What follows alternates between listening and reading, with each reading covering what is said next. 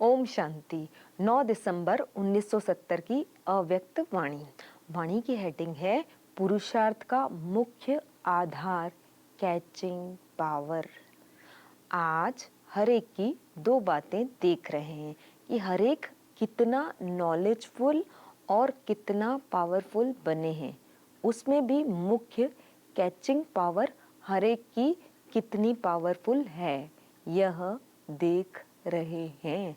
पुरुषार्थ का मुख्य आधार कैचिंग पावर पर है। जैसे आजकल साइंस वाले आवाज को कैच करने का भी प्रयत्न करते हैं, लेकिन साइलेंस की शक्ति से आप लोग क्या कैच करते हो? बाबा का प्रश्न है हम बच्चों से। जैसे वह बहुत पहले के साउंड को कैच करते हैं, वैसे आप क्या कैच करते हो? अपने 5000 वर्ष पहले के दैवीय संस्कार कैच कर सकते हो? फिर से बाबा प्रश्न पूछ रहे हैं। कैचिंग पावर इतनी आई है, वह तो दूसरों की साउंड को कैच कर सकते हैं।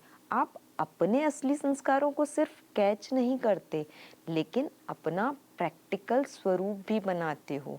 सदैव यह स्मृति में रखो कि मैं यही था और फिर बन रहा हूँ।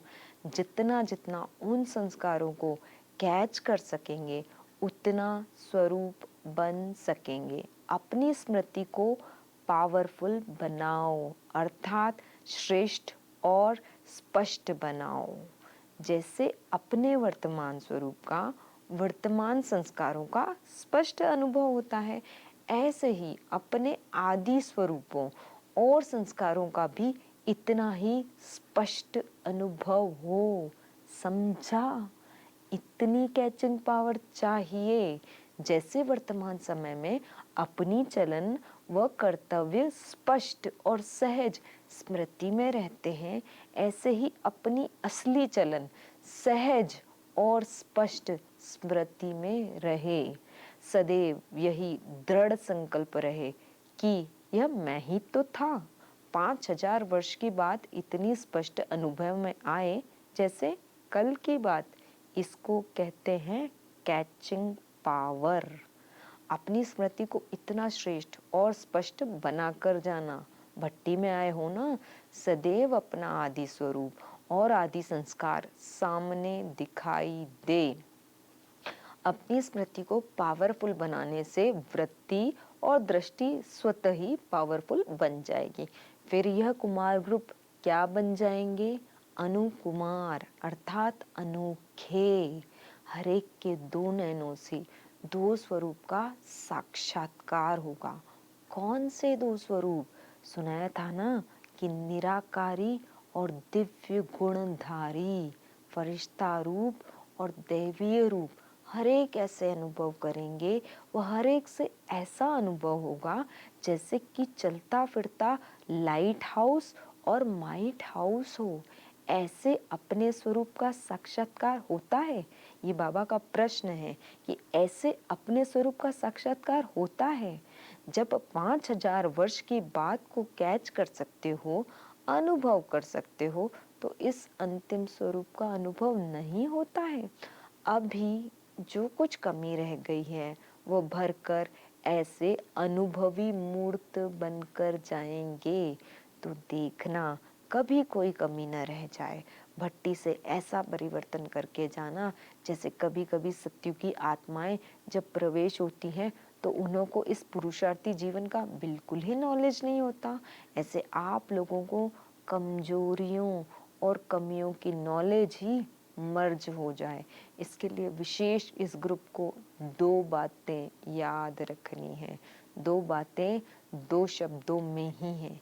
एक गेस्ट हाउस, दूसरा गेट आउट, अर्थात बाहर निकालना है और आगे के लिए अंदर नहीं आने देना है।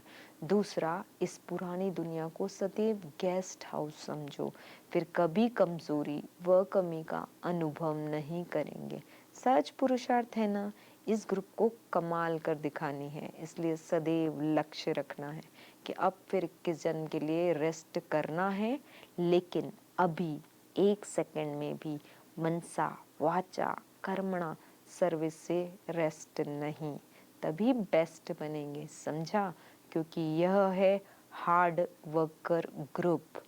हार्ड वर्कर ग्रुप में रेस्ट नहीं, कभी रेस्ट नहीं करता और वेस्ट नहीं करता। इसलिए इस हार्ड वर्कर्स ग्रुप व रूहानी सेवाधारी संगठन को सेवा के सिवाय और कुछ सूझे ही नहीं। यह है नाम का काम।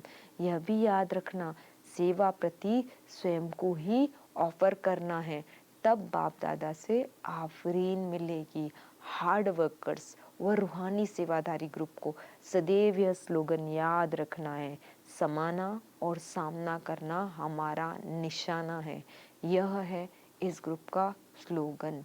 सामना माया से करना है, न कि दिव्य परिवार से। समाना क्या है? अपने पुराने संस्कारों को समाना है। नॉलेजफुल के साथ साथ पावरफुल भी बनना है, तभी सर्विसेबल बनेंगे। अच्छा, तिलक समारोह देख राज तिलक समारोह याद आता है? ये बाबा का प्रश्न है कि तिलक समारोह को देखते हुए राज तिलक समारोह याद आता है? अभी यह तिलक संपूर्ण स्थिति में रहने के लिए है, फिर मिलेगा राज तिलक। यह तिलक है प्रतिज्ञा और प्रत्यक्षता का तिलक। इतनी पावर है। रूहानी सेवाधारी ग्रुप के लिए यह खास शिक्षा दे रहे हैं। अपने को जितना अधिकारी समझते हो उतना ही सत्कारी बनो। पहले सत्कार देना, फिर अधिकार लेना। सत्कार और अधिकार दोनों साथ साथ हो। अगर सत्कार को छोड़ सिर्फ अधिकार लेंगे तो क्या हो जाएगा? जो कुछ किया वह बेकार हो जाएगा। इसलिए दोनों बातों को साथ साथ रखना है। अच्छा, ओम शांति।